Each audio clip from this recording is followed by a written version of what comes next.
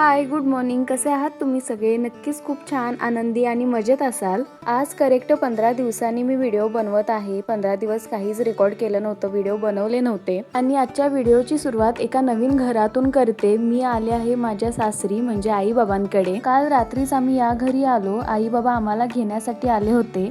गणेशची तब्येत 4-5 दिवस खूप खराब होती आणि काल रात्री त्याला खूप त्रास झाला म्हणून मी बाबांना कॉल करून बोलवलं होतं. त्यानंतर डॉक्टरकडे जाऊन आम्ही इकडेच आलो. घरातलं एखादं जरी कोणी आजारी असेल तर पूर्ण घर आजारी आहे असं वाटतं. संपूर्ण घर शांत होतं. बोलणं हसणं हे सगळंच बंद होतं आणि त्यात आम्ही दोघेच राहतो त्यामुळे हे आम्हाला लवकर जाणवतं. मी आजारी असले की गणेश शांत असतो, तो आजारी असला की मी शांत असते. आणि कोणी आजारी असेल तर आपला पूर्ण वेळ हा त्यांच्या मागेच जातो. आपल्याला दुसरं कोणतं काम करायचं सुचत पण नाही. माझं पण असंच काहीच होतं. मला दुसरं कोणतं काम सुचत नाही. मी पूर्ण वेळ गणेशच्या मागेच असते. त्याने काही खाल्लं की नाही, मेडिसिन घेतल्या की नाही किंवा त्याला दुसरं काही खाण्यासाठी हवं असेल तर ते करून देणं, हेच माझं दिवसभर चालू असतं. आणि कधी काही वाटलंच तर मी आई बाबांना पण बोलावून घेते. म्हणजे काल कसं गणेशला जास्त त्रास होत होता म्हणून मी बाबांना बोलावून घेतलं होतं आणि ते पण अगदी 15 मिनिटात आले होते. तसं बघायला गेले तर आमची घरं अगदी जवळ आहेत. 15 मिनिटात इथून तिथे जाऊ शकतात किंवा तिथून इकडे येऊ शकतो. त्यामुळे कधीही काही वाटलं तर मी लगेच आई बाबांना बोलावून घेते किंवा इथे पण काही असेल तर मी आणि गणेश दोघे पण इकडे येतो.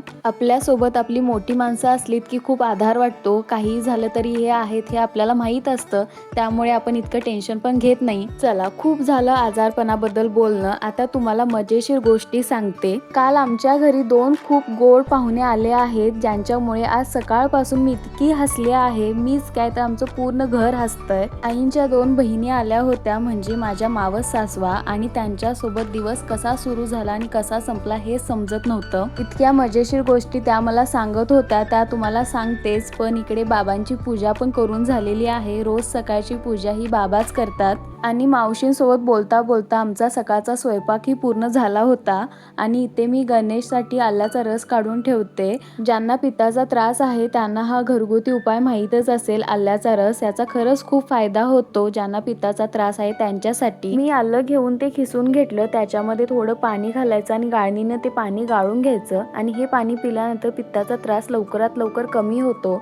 आणि राहिलेलं जे आलं आहे ते तुम्ही चहामध्ये पण वापरू शकता. आणि आता सगळे निवांत बसले होते कारण सकाळची सगळी कामं आमची झाली होती. आई बाबा मावशी त्यांना घेऊन माझ्या मोठ्या नंदेकडे जाणार होते म्हणजे तेजुताईकडे जाणार होते, म्हणून सकाळी सगळा स्वयंपाक आवरला होता. 2 भाज्या, चपाती, वरण, भात हे आमचं सकाळी 10लाच आवरलं होतं कारण सगळे जेवण करूनच ताईकडे जाणार होते. आणि सगळं तयार असल्यामुळे या तिघी बहिणी बघा कशा छान गप्पा मारत बसल्या आहेत. त्यांच्या लहानपणीचे दिवस, त्यांच्या लहानपणीच्या आठवणी एकमेकींना सांगून त्या इतक्या हसत होत्या. त्यासोबतच त्यांच्या लहानपणीच्या आठवणी त्या मलाही सांगत होत्या. साडीचा पदर डोक्यावरून खाली घ्यायचा नाही, बाहेर जाताना साडीचा पदर हा डोक्यावरतीच पाहिजे, घरात मोठं कोणीतरी आलं तर बाहेर यायचं नाही, किचनमध्येच थांबायचं, अशा कितीतरी गोष्टी त्या मला सांगत होत्या. आणि हे सगळं ऐकून मी इतकी हसत होते, पण मनात एक विचार पण येत होता की आधीचे दिवस कसे होते ना, सगळे मिळून राहत होते, दंगा मस्ती मजा सगळं काही असायचं. पण अशा पण काही गोष्टी असायच्या. तुमच्या पण घरी कोणीतरी असेलच ना, मावशी, आत्या, आजी, जे तुम्हाला हे सगळं सांगत असतील की आमच्या वेळेस असं नव्हतं, आमच्या वेळेस हे चालायचं नाही, आत्ताच्या मुली कुठे हे सगळं ऐकतात, आत्ताच्या मुलींना कुठे हे सगळं पटतं, असं तुम्हाला पण कोण ना कोणतरी सांगत असेलच ना. मला नक्की कमेंटमध्ये सांगा. गणेशने सकाळपासून काही खाल्लं नव्हतं म्हणून त्याच्यासाठी ऑरेंज ज्यूस बनवला होता.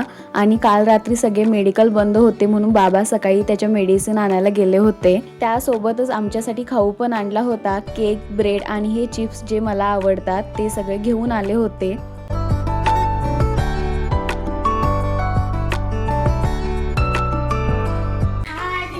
हाय, बाय बाय.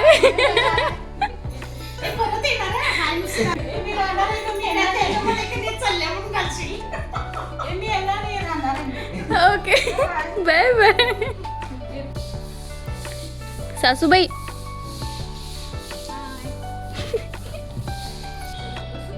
हा. आता तुम्हाला समजलंच असेल मी सकाळपासून किती हसते. बघितलं ना, या सगळ्या माझ्या सासवा किती मजेशीर आहेत. सगळे तयार होऊन आता तेजूताईकडे गेलेत. सकाळपासून आम्ही अशीच दंगामस्ती करतोय. मी पण जाणार होते पण गणेश आजारी असल्यामुळे मी नाही गेले. पण आज मी खूप खुश होते. खूप दिवसांनी मी घरी राहते असं मला वाटलं. रोज आम्ही दोघेच असतो, दोघांचंच बोलणं, दोघांचं तेच रुटीन. त्यात आज थोडे बदल झाले आणि हे बदल खूप छान होते. रंजू मावशी, अलका मावशी, आई यांचं बोलणं ऐकून ना मला पण माझ्या दीदीची आठवण येत होती. आम्ही दोघी पण बोलायला लागलो ना तासन तास बोलत बसतो आणि दुसऱ्या दिवशी पण आमच्याकडे तितकेच नवीन विषय असतात बोलण्यासाठी. बहिणीसोबत बोललं की एका सेकंदात आपला मूड चेंज होतो. या तिघींकडे बघून ना हेच वाटत होतं. आणि इथेच असं नाही, रंजू मावशीकडे गेले तरी मी सून आहे असं मला वाटतच नाही किंवा ती माझी सासू आहे हे मीच विसरते. इतक्या प्रेमाने ते वागतात, बोलतात. नीलमताई, पूनमताई माझ्या या 2 नंदा अगदी बहिणींसारखं वागतात. तिकडे गेले तरी तितकीच धमाल असते. किंवा जर तिकडे गेलेस तर तुमच्यासोबत पण ती धमाल नक्की शेअर करते. आणि यालाच तर नाती म्हणतात. नात्यामध्ये मान अपमान आला की नाती नाती नाही राहत. हे झालं माझं मत. प्रत्येकाचं मत वेगळं असतं. तुम्हाला याबद्दल काय वाटतं मला कमेंटमध्ये नक्की सांगा. आणि आता गणेशला पण थोडं बरं वाटत होतं म्हणून तो रूमच्या बाहेर आला होता आणि मी पण आम्हा दोघांसाठी चहा ठेवला. चहा, केक, चिप्स हे सगळं घेऊन आम्ही आमच्या आवडत्या जागी बसलो होतो. खूप दिवसांनी आम्ही इथे बसून चहा पितोय. आधी जेव्हा आम्ही इथे राहत होतो तेव्हा आम्ही इथेच बसायचो आणि इथेच आमच्या गप्पा गोष्टी रंगायच्या.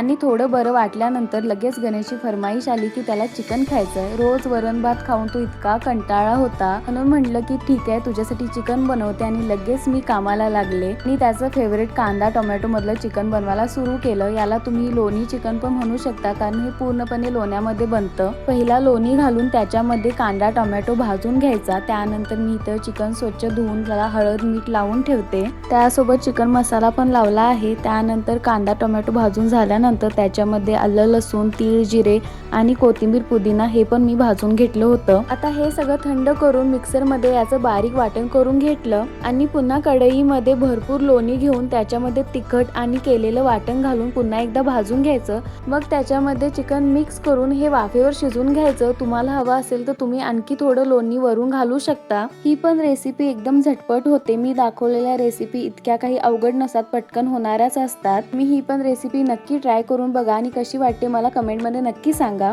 आणि हा पण व्हिडिओ मी खूप आधी बनवून ठेवला आहे. कदाचित पोस्ट करायला वेळ होईल असे खूप व्हिडिओ आहेत जे मी बनवून ठेवलेत पण पोस्ट केले नाहीत. आता ते व्हिडिओ लवकरात लवकर एडिट करून नक्कीच पोस्ट करेन.